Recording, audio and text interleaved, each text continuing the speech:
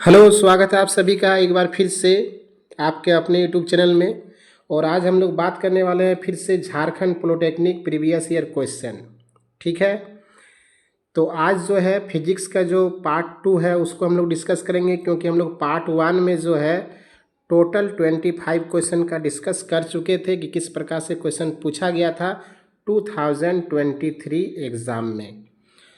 तो झारखंड पॉलिटेक्निक जो 2023 का एग्ज़ाम पैटर्न था वह थोड़ा सा हाई लेवल का पूछा गया था, और मैथ और केमिस्ट्री का जो लेवल था वह 12th बेसिस पर पूछ दिया गया था। ठीक है, केवल फिजिक्स ही ऐसा पार्ट था जिसको थोड़ा सा इजी रखा गया था, और इसमें से लगभग 50 क्वेश्चन पूछा गया था। सारा वह 10th बेसिस पर ही पूछा गया था और आसान ही पूछा गया था। तो चलिए देखते हैं कि किस प्रकार के क्वेश्चन पूछा गया था, क्योंकि 25 क्वेश्चन सॉल्व कर चुके थे। तो आज हम लोग 26 क्वेश्चन से हम लोग देखेंगे। तो इससे पहले एक विशेष सूचना कि अगर किसी को पॉलिटेक्निक ऑफलाइन क्लास करना है तो आप जो है ए भी के करमाटाण में आप ज्वाइन कर सकते हैं ऑफलाइन क्लास। और इसका जो टाइमिंग होगा आपका मॉर्निंग में 8 बजे से होगा। ठीक है, और इसका स्टार्ट होगा क्लास 17/3 से, 17 मार्च से क्लास स्टार्ट होगा। आप जो है इंस्टीट्यूट में विजिट करके आप डिटेल ले सकते हैं, और या फिर आप कॉल भी कर सकते हैं। जो कॉल मोबाइल नंबर 8002300311, इस नंबर पे आप जो है कॉल कर सकते हैं और कॉल करके डिटेल आप ले सकते हैं।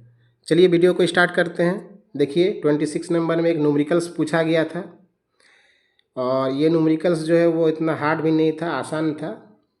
ये एनसीईआरटी से ही पूछा गया है, एनसीईआरटी टाइप से। चलिए क्या पूछा गया कि a 2 centimetre tall object is placed a perpendicular of the principal axis of a convex lens of a focal length is 10 centimetre. बोला जा रहा है कि एक कन्वेक्स लेंस है और प्रिंसिपल एक्सिस के परपेंडिकुलर एक ऑब्जेक्ट को रखा गया है, वो 2 सेंटीमीटर का हाइट है। देखिए किसी को अगर दिक्कत है तो यहाँ हम लोग का जो दिया हुआ है हिंदी से क्वेश्चन आप देख सकते हैं। एंड द फोकल लेंथ क्या हो जाएगा, राइट साइड में होगा इसका फोकस। और object place in the from the lens of the 15 centimetre, lens से कितना डिस्टेंस पर दिया गया है, ये 15 सेंटीमीटर पर दिया गया। तो हम लोग के पास क्या क्या दिया है, एफ दिया हुआ है 10, क्योंकि राइट साइड में तो प्लस हो जाएगा। यू दिया हुआ है -15, ये लेफ्ट साइड में होता है हमेशा। और एच दिया हुआ है एच = 2।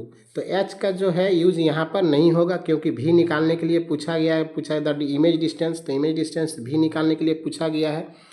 तो भी के लिए हम लोग का जो है हाइट का ज़रूरत नहीं है, तो डायरेक्ट ही लेंस का फार्मूला लगाएंगे और इसको हम लोग सॉल्व कर देंगे। तो चलिए लेंस फार्मूला क्या होता है, 1/v - 1/u = 1/f होता है। यहाँ पर अगर प्लस रहेगा तो वह मिरर फार्मूला हो जाएगा, माइनस है तो लेंस फार्मूला। तो दिस इम्प्लाइज हम लोग के पास 1/v = 1/f। एफ कितना दिया, 10 दिया प्लस में, और माइनस उधर जाएगा तो प्लस हो जाएगा। और 1/u कितना दिया है, -15। अब एलसीएम लेंगे दोनों का तो हो जाएगा 30। अब 10 3 जा 30, और यहाँ प्लस और यहाँ माइनस है तो प्लस माइनस माइनस हो जाएगा, और 15 2 जा 30। तो इसको जब सॉल्व करेंगे तो हो जाएगा 1/30। तो 30 हो जाएगा। तो 1/v = 1/30 है, तो v = क्या हो जाएगा, 30 हो जाएगा। जो ऑप्शन नंबर में क्या दिया हुआ है, सी में इसका करेक्ट आंसर है। ठीक है, चलिए नेक्स्ट क्वेश्चन देखते हैं।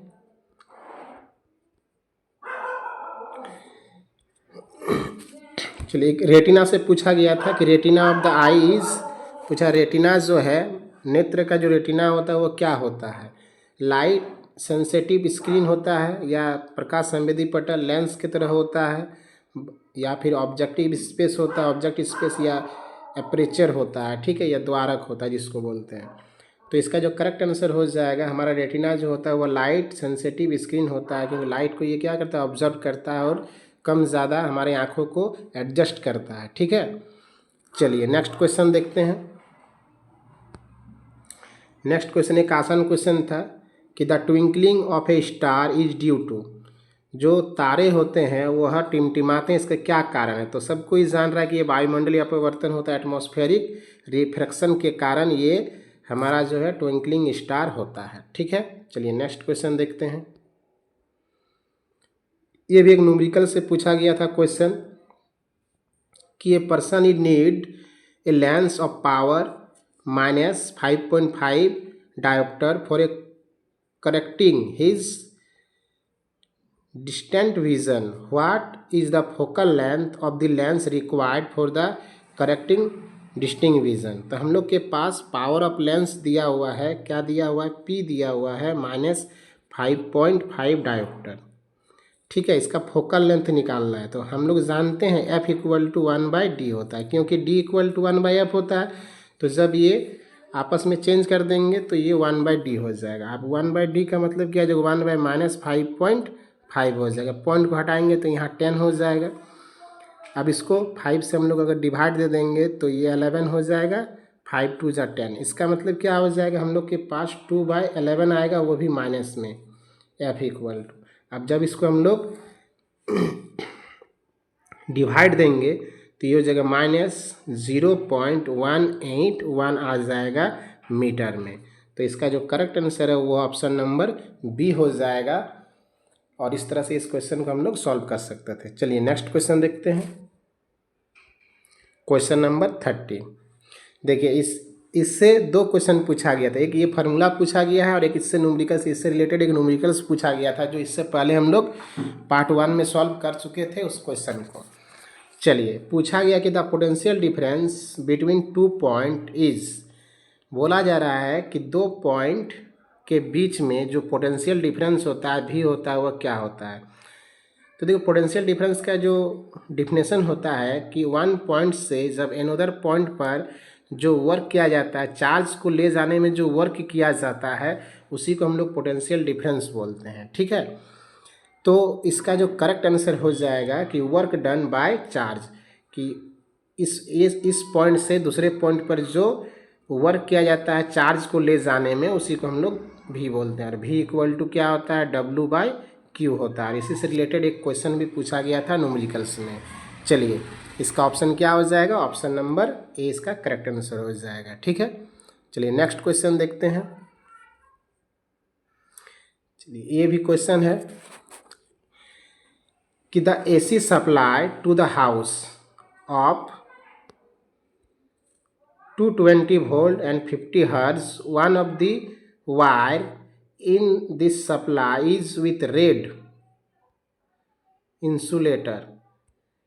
बोला जा रहा है कि हम लोग का जो घर में यूज़ करते हैं AC करंट, वह 220 वोल्ट और 50 हर्ट्ज का यूज़ करता है। उसमें से एक जो वायर होता है रेड इंसुलेटर का किया हुआ रहता है, तो उस वायर को हम लोग क्या बोलते हैं? तो उसको हम लोग बोलते हैं लाइव वायर। ठीक है, लाइव वायर जिसमें हम लोग करंट रहता है। जो और एक होता है न्यूट्रल वायर, न्यूट्रल वायर को हम लोग जो है ग्रीन रहता है, क्या रहता है? ग्रीन। न्यूट्रल वायर ग्रीन रहता है। लाइव वायर क्या रहता है? रेड रहता है इंसुलेटर। और जो अर्थ वायर रहता है वो क्या रहता है? ब्लैक रहता है। इसको तीनों को आप याद रख सकते हैं। ठीक है, तो इसका आंसर क्या हो जाएगा? लाइव वायर, मतलब विद्युतमय वायर जिसमें करंट रहता है उसमें। चलिए नेक्स्ट क्वेश्चन देखते हैं, 32। बोला at the time of short circuit the current in the circuit is, बोला विद्युत आघात के समय परिपथ में विद्युत क्या होता है? रिड्यूस, सबसे क्या लिखा है? सब्सटेंटली, मतलब क्रमिक रूप से जो है वह घटते जाता है। डज नॉट चेंज, मतलब कोई चेंज नहीं होता है। इंक्रीज हेवियली, मतलब जो है वह भारी रूप से बढ़ जाता है, बहुत अधिक रूप से बढ़ जाता है। या फिर वेरी कंटिन्यूसली, वेरी लिखा हुआ है, निरंतर परिवर्तन होते रहता है, मतलब कम ज़्यादा होते रहता है। तो इसका जो करेक्ट आंसर होगा, कभी भी शॉर्ट सर्किट होगा घरों में तो जो वोल्टेज है या करंट है वह क्या हो जाएगा? वह बहुत हाई हो जाएगा। ठीक है, ये भारी रूप से क्या हो जाएगा? बढ़ जाएगा। तो इसका करेक्ट आंसर हो जाएगा इंक्रीज। चलिए नेक्स्ट क्वेश्चन देखते हैं। The safety device used for protecting the circuit due to short circuiting. Short circuiting देखिए 2 क्वेश्चन पूछा गया था। बोला जा रहा है कि शॉर्ट सर्किट में जो उसको शॉर्ट सर्किट से प्रोटेक्ट करने के लिए हम लोग जो है कौन सा डिवाइस यूज़ करते हैं, विद्युत आघात के कारण परिपथ को सुरक्षित रखने के लिए कौन सा डिवाइस को यूज़ करते हैं। देखिए शॉर्ट सर्किट जब भी होता है तो हम लोग घर में फ्यूज़ लगाते हैं। तो अभी तो MCB का ज़माना है, तो इसका आंसर हो जाएगा फ्यूज़, क्योंकि फ्यूज़ लगाते हैं अगर शॉर्ट सर्किट होता है तो वो क्या हो जाएगा, कट जाएगा, जो करंट है वो कट जाएगा, फ्यूज़ कट जाएगा, तो हमारा जो शॉर्ट सर्किट होने से क्या हो जाएगा, विद्युत परिपथ का जो नुकसान होगा, सर्किट का जो नुकसान होगा वह बच जाएगा। ठीक है, चलिए नेक्स्ट क्वेश्चन देखते हैं। नेक्स्ट क्वेश्चन क्या पूछा गया है, एक न्यूमेरिकल से पूछा गया क्वेश्चन है कि an electric oven of 2 kilowatt power rating is operated in the domestic electric circuit of voltage 220 volt, then the current draw from oven. बोला करंट कितना उसमें लग रहा है। हिंदी से देखा जाए कि 2 किलोवाट शक्ति का एक दराकन के विद्युत ओवन को 220 वोल्ट के घरेलू विद्युत धारा में चलाया जा रहा है, तो ओवन में ली गई विद्युत कितना है, कितना उसमें करंट लेता है। ठीक है, तो देखिए जो हम लोग का फार्मूला होता है P = VI होता है। ठीक है, हम लोग के पास पावर दिया हुआ है कि 2 किलोवाट है और V दिया हुआ है 220, हम लोग के पास I निकालना है, तो इस फार्मूला से आसानी से हम लोग निकाल सकते हैं। तो हम लोग जान रहे हैं कि P = VI हो रहा है, तो बोलेंगे I = क्या हो जाएगा ना, P/V हो जाएगा, और P जो दिया हुआ है वह 2 किलोवाट दिया हुआ है, और बाय क्या हो जाएगा 220 वोल्ट हो जाएगा। ठीक है, अब हम लोग इसको अगर सॉल्व करेंगे तो 2 किलोवाट तो 2 × 100 हो जाएगा, 1000 हो जाएगा, क्योंकि किलो को हम लोग 1000 से चेंज कर देंगे। ठीक है, और बाय में क्या हो जाएगा 20220, और हम लोग जानते हैं इसका एम्पियर होता है यूनिट। तो इसको जब काटेंगे तो 1010 कैंसिल हो जाएगा, और ये 2 से 11 हो जाएगा, और क्या बच गया हम लोग के पास, तो 100/11 बच गया। तो जब इसको हम लोग डिवाइड देंगे तो 11 9 जा, तो 9 देखिए एक ही गो में है ऑप्शन बी में, तो 9.09 समथिंग का या क्या हो जाएगा, इसका करेक्ट आंसर हो जाएगा। ठीक है, तो चलिए इस तरह के इस क्वेश्चन को हम लोग सॉल्व कर सकते थे आसानी से। एक क्वेश्चन है मिरर से कि the focal length of a plane mirror is, focal length plane mirror का क्या होता है। देखिए एक प्लेन मिरर ये होता है, इसमें पूछा है कि फोकल लेंथ क्या होगा। तो देखिए फोकस जो कहाँ होता है, लेंथ तो कुछ पता ही नहीं चलता, क्योंकि इसका फोकस कहाँ है, तो इसका फोकस इन्फिनिटी पर ही होता है। ठीक है, तो इसका जो फोकल लेंथ हो जाएगा वह क्या हो जाएगा, इन्फिनिटी, इसका करेक्ट आंसर हो जाएगा। ठीक है, इन्फिनिटी मतलब अनंत। फोकल लेंथ मिरर का जो फोकल लेंथ होता है किसका, प्लेन मिरर का, वह इन्फिनिटी होता है। चलिए नेक्स्ट क्वेश्चन देखते हैं। 1 ओम इज इक्वल टू कितना होता है। तो देखिए सबसे पहले हम लोग जानते हैं ओम का नियम से V = क्या होता है, IR होता है। ठीक है, R = क्या होता है, V/I होता है, और R का जो यूनिट होता है वह ओम होता है, 1 ओम, और V का क्या होता है वोल्ट, तो 1 वोल्ट, और I का क्या होता है एम्पियर। तो 1 जो ओम है वो इक्वल टू क्या हो जाएगा, 1 वोल्ट/1 एम्पियर हो जाएगा, जो इसका ऑप्शन नंबर 1 में ही दिया हुआ है, यही इसका करेक्ट आंसर हो जाएगा। ठीक है, चलिए नेक्स्ट क्वेश्चन देखते हैं। The SI unit of resistivity, प्रतिरोधकता का SI मात्रक क्या होता है। तो प्रतिरोधकता का जो SI मात्रक होता है वह ओम मीटर होता है। ठीक है, ये डायरेक्टली आंसर भी हम लोग बोल सकते हैं कि इसका ओम मीटर होता है। अगर जानना चाहते हैं कैसे होता है तो देखिए हम लोग जानते हैं कि R =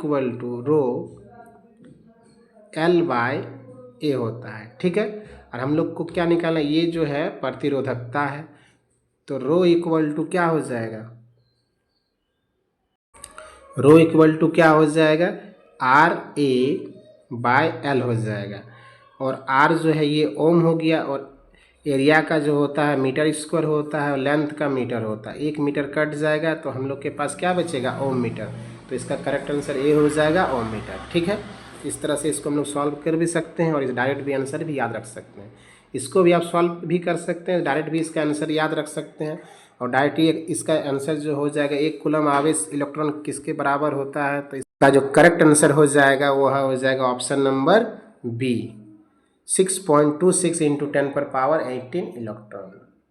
कि हम लोग जानते हैं कि 1.6 इंटू 10⁻19 कूलम जो होता है वह आवेश होता है, चार्ज होता है। ठीक है, तो इसको जब हम लोग डिवाइड देंगे 1 से तो ये इसका आंसर माइनस होता है, ये ऊपर चल जाएगा, तो ये ऑप्शन नंबर बी हो जाएगा। ठीक है, number of consisting of A coulomb 1 coulomb charge. चलिए नेक्स्ट क्वेश्चन देखते हैं। देखिए फिर एक क्वेश्चन उसी टाइप से पूछा गया है। अभी हम लोग इसे देखिए विद्युत शक्ति से ही पूछा गया था, इलेक्ट्रिक पावर से। अभी हम लोग पढ़े कि P इक्वल टू क्या होता है, VI। अब P हो गया वाट और V हो गया वोल्ट और I हो गया एम्पियर। तो इसका जो करेक्ट आंसर हो जाएगा ऑप्शन ए ही हो जाएगा कि 1 watt of a electric power is equal to 1 volt into 1 ampere हो जाएगा। ठीक है, इस क्वेश्चन को हम लोग आसानी से इस तरह से सॉल्व कर सकते हैं। चलिए नेक्स्ट क्वेश्चन है कि conductor of a electric heating device such A bread toaster and electric iron made of A alloy rather than pure metals, because बोला जा रहा है कभी भी कि इस्त्री जो हम लोग आयरन देते हैं, कपड़ा वपड़ा इस्त्री करते हैं, या फिर ब्रेड टोस्टर जो ब्रेड को हम लोग गर्म करते हैं ही करते हैं, वो जो होटल वोटल में रखता है। ठीक है, तो घर में भी कोई कोई रखता है, तो उसका जो होता है विद्युत उसमें युक्तियों के संवहन शुद्ध धातु की अपेक्षा, मतलब इसमें मेटल नहीं लिया जाता है। ठीक है ना, मेटल नहीं लिया जाता है, मिश्र धातु को लिया जाता है। ठीक है, तो एलॉय को लिया जाता है। तो क्यों लिया जाता है, कारण क्या है? तो कारण ये है कि जो मिश्र धातु होता है ना, उसका प्रतिरोधकता क्या होता है, उच्च होता है। Alloy have the high resistivity. जब प्रतिरोधकता उसका ज़्यादा होता है तो करंट क्या होता है, जब एक जगह में इकट्ठा होगा, तो क्या होगा, उस बहुत सारा इसमें क्या होगा, हीट होगा, हीट प्रोड्यूस होगा। इसी कारण से जो है इसका यूज़ किया जाता है, मिश्र धातु का यूज किया जाता है, एलॉय का यूज़ किया जाता है, क्योंकि इसका प्रतिरोधकता क्या होता है, उच्च होता है। Next question, a ray parallel to a principal axis after reflection will passes through principal focus, principal axis, radius of curvature या सेंटर ऑफ कर्वेचर। बोल रहा है कि एक जो है कोई भी रे जो है पैरेलल एक्सिस, चाहे वो मिरर रहे चाहे वह लेंस रहे, कि कहाँ से पास होता है। तो देखिए जैसे एक लेंस हुआ, ये प्रिंसिपल एक्सिस हुआ, ये ऑब्जेक्ट हो, ऑब्जेक्ट जब इसमें टकराएगा, टकराने के बाद रिफ्लेक्शन के बाद बोल रहा है तो यहाँ मिरर हो जाएगा। ठीक है, चलिए ये हो गया, ये उल्टा बन गया, इसको हम लोग सीधा कर लेते हैं। चलिए इसको इधर से या इधर से बना लेते हैं। लेंस मिरर बना लिए, यहाँ ऑब्जेक्ट, यहाँ फोकस रहता है, यहाँ सी रहता है। चलिए यहाँ से अब यहाँ प्रिंसिपल एक्सिस के पैरेलल हुआ, टकराने के बाद रिफ्लेक्शन कहाँ से करेगा, नहीं ये फोकस से करता है। ठीक है, ये फोकस से करता है, प्रिंसिपल फोकस इसको हम लोग बोलेंगे, तो फोकस इसका आंसर हो जाएगा। ठीक है, चलिए नेक्स्ट क्वेश्चन देखते हैं। The two devices are connected between 2 points, say A and B, parallel. The physical quantity that will remain the same between the point. बोला जा रहा है कि दो युक्तियाँ समांतर में दो बिंदुओं ए और बीच के जुड़ी हुई है। मतलब कि ये एक बिंदु हो गया ए और ये एक बी, समझ लेते हैं पहले। ठीक है, चलिए ये हो गया, इस तरह से समांतर क्रम में जोड़ा जाता है। ठीक, ये हो गया R1 R2।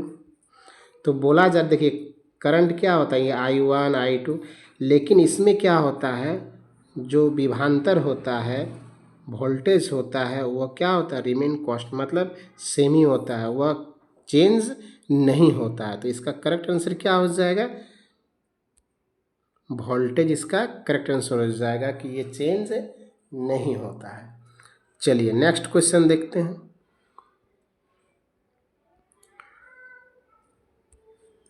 The scattering of A light by the colloidal particles. Colloidal particles में क्या होता है? तो हम ये जानते हैं, एकदम सिंपल क्वेश्चन पूछा गया कि ये टिंडल प्रभाव होता है। ठीक है, ये टिंडल इफेक्ट के कारण स्कैटरिंग ऑफ लाइट होता है। चलिए नेक्स्ट क्वेश्चन देखते हैं। स्कैटरिंग ऑफ लाइट के कारण ही टिंडल प्रभाव होता है।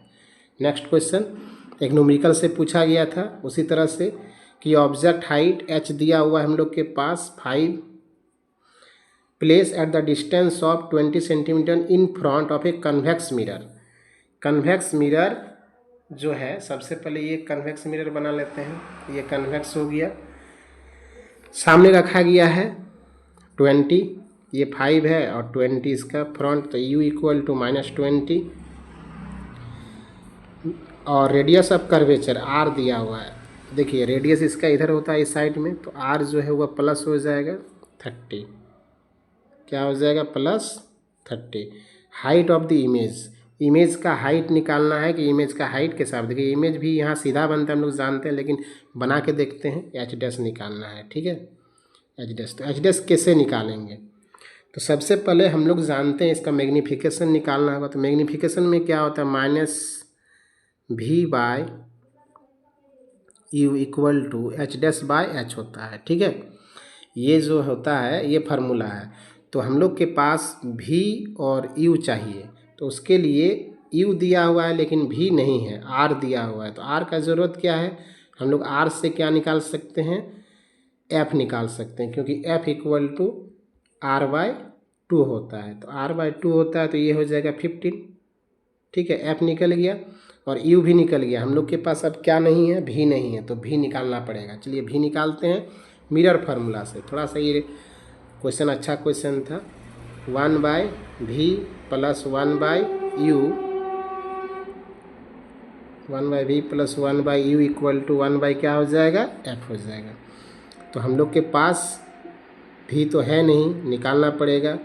u दिया हुआ है 1/-20 और f दिया है 1/15। जब ये उस साइड जाएगा तो प्लस हो जाएगा, तो 1/20 प्लस 1/15, और जब एलसीएम लेंगे तो ये 30 हो जाएगा, सॉरी ये 60 हो जाएगा एलसीएम में। 20×3 = 60, 15 चौक 60, 4 3 7, 7/60 हो जाएगा। ठीक है, तो v इक्वल टू कितना हो जाएगा? 60/7 हो जाएगा। ठीक है, v निकल गया। अब डायरेक्ट हम लोग फार्मूला में बैठा देंगे कि -v/u is equal to h dash by h हो जाएगा। तो -v मतलब -60/7 और u का वैल्यू कितना दिया हम लोग के पास? -20, तो -20 लगा देंगे और equal to h dash by h। h कितना दिया हुआ है? 5 दिया हुआ है। चलिए माइनस माइनस कट जाएगा, 20×23 = 60 हो जाएगा और ये 5 चल जाएगा ऊपर, तो h डैश इक्वल टू क्या हो जाएगा? 15/7 हो जाएगा। अब जब इसको डिवाइड देंगे तो 7 2, देखिए 2 एक ही गो में है ऑप्शन बी में, और 2.14 समथिंग के आ जाएगा इसका इमेज का हाइट। चलिए इस तरह से इस क्वेश्चन को हम लोग सॉल्व कर सकते हैं। इसमें 2-2 फार्मूला का यूज हुआ, 3-3 फार्मूला का यूज हुआ इसमें। अच्छा क्वेश्चन था ये एक। चलिए नेक्स्ट क्वेश्चन देखते हैं। Magnification produce by review mirror fitted in vehicles. वाहनों में लगाए गए जो पश्च दृश्य दर्पण द्वारा उत्पन्न आवर्धन क्या होता है? तो देखिए क्वेश्चन को थोड़ा सा घुमा के पूछा है। तो एक चीज़ देखिए, सबसे पहले जानना होगा कि पश्च दृश्य दर्पण होता क्या है जो लगाया जाता है। तो ये जो होता है एक हमारा कन्वेक्स होता है। क्या होता है? कन्वेक्स मिरर होता है। और कन्वेक्स मिरर में क्या होता है कि जो एच डैश होता है वह लेस देन होता है एच से। ठीक है, छोटा होता है। तो हम लोग जानते हैं कि जो आवर्धन होता है वो एच डैश बाय एच होता है। तो एच डैश जो है वो छोटा है और एच बड़ा है, तो इसका मतलब इसका जो आंसर होगा, आवर्धन होगा, वो 1 से क्या हो जाएगा? कम हो जाएगा, मतलब लेस देन 1 हो जाएगा। ठीक है, चलिए नेक्स्ट क्वेश्चन देखते हैं। क्वेश्चन नंबर 46 एक आसान क्वेश्चन था। Image form by plane mirror is always. देखिए प्लेन मिरर से कितना क्वेश्चन पूछा है, मिरर से ही लगभग सारा क्वेश्चन पूछ दिया है। दो चैप्टर से ही, 2-3 चैप्टर से ही सारा क्वेश्चन 50 क्वेश्चन पूछ दिया था। तो मिरर इमेज जो हम लोग सब जानते हैं कि ये वर्चुअल और इरेक्ट बनाता है, ठीक है, आभासी और सीधा बनाता है। और एक याद रखिए, दर्पण में जितना बड़ा इमेज रहता है उतना ही बड़ा उसका ऑब्जेक्ट भी रहता है। ऑब्जेक्ट और इसका इमेज इक्वल होता है, इसलिए इसका जो आवर्धन होता है वह 1 होता है, याद रखना है। आवर्धन क्या होता है? 1 होता है, ठीक है। चलिए पूछ देगा कभी कभी कि समतल दर्पण का आवर्धन क्या होता है, मैग्निफिकेशन ऑफ प्लेन मिरर, तो इसका आंसर हो जाएगा 1। नेक्स्ट क्वेश्चन देखते हैं कि the ratio of sine of A angle of incidence of the sine of angle of refraction in a constant for a given pair of media, this law is known as, बोला जा रहा है कि sign एक sine होता है, sine angle, एक angle sine theta by क्या पूछा, incident sine I by sine R जो होता है इक्वल टू एक कांस्टेंट होता है म्यू। तो इसको किस नियम के रूप में हम लोग जाना जाता है? तो ये डायरेक्टली पूछा गया क्वेश्चन है, ये हम लोग जानते हैं कि ये स्नेल्स का नियम है, ठीक है। Sine I by sine R is equal to mu होता है, कांस्टेंट होता है जो म्यू होता है। चलिए नेक्स्ट क्वेश्चन देख लेते हैं कि which among of the following has a larger refractive index. बोला रिफ्रैक्टिव इंडेक्स किसका ज़्यादा होता है, किसका अपवर्तनांक ज़्यादा होता है? तो ये डायरेक्टली पूछा गया। हम लोग जानते हैं कि हीरा का अपवर्तनांक डायमंड का जो होता है वह सबसे ज़्यादा होता है, कितना होता है? 2.42 इसका होता है अपवर्तनांक, मतलब रिफ्रैक्टिव इंडेक्स होता है, ठीक है। ये भी डायरेक्ट क्वेश्चन पूछा गया था। नेक्स्ट क्वेश्चन देखते हैं, पूछा था effective diameter of the circular outline of A spherical lens is called. एक गोलाकार लेंस के वृत्तीय बाह्य रेखाखंड का प्रभावी जो व्यास होता है वह क्या कहलाता है? तो उसको हम लोग द्वारक बोलते हैं, एपरेचर बोलते हैं, ठीक है। इसका ये आंसर हो जाएगा। चलिए नेक्स्ट क्वेश्चन देखते हैं, ये लास्ट क्वेश्चन है। The SI unit of power of lens, power of lens का एसआई यूनिट पूछा गया है। तो P इक्वल टू क्या होता है? 1/f होता है। तो यहाँ इसका आंसर डायोप्टर हो जाएगा या फिर पर मीटर भी होता है, ठीक है। इसका आंसर 2 हो जाएगा, पर मीटर या फिर डायोप्टर। तो यहाँ डायोप्टर दिया है इसलिए इसका आंसर हो जाएगा डायोप्टर। लेंस का जो यूनिट होता है वह डायोप्टर होता है। तो चलिए ये था 50 क्वेश्चन, जो बहुत ही आसान क्वेश्चन था लगभग इसमें फिजिक्स में। बाकी जो है हम लोग देखेंगे केमिस्ट्री का भी क्वेश्चन बाद में। तो फिर एक बार बोल देते हैं कि अगर कोई ऑफलाइन क्लास करना चाह रहा है तो आप जो है ज्वाइनिंग कर सकते हैं, हमारे इंस्टीट्यूट में आ कर के डिटेल ले सकते हैं या फिर कॉल भी कर सकते हैं 800-2300-311 में। और मॉर्निंग में 8 बजे से क्लास स्टार्ट होगी, जो डेट है वह 17 मार्च से स्टार्ट होगा, ठीक है। तो चलिए इसी तरह से देखते रहिए, धन्यवाद।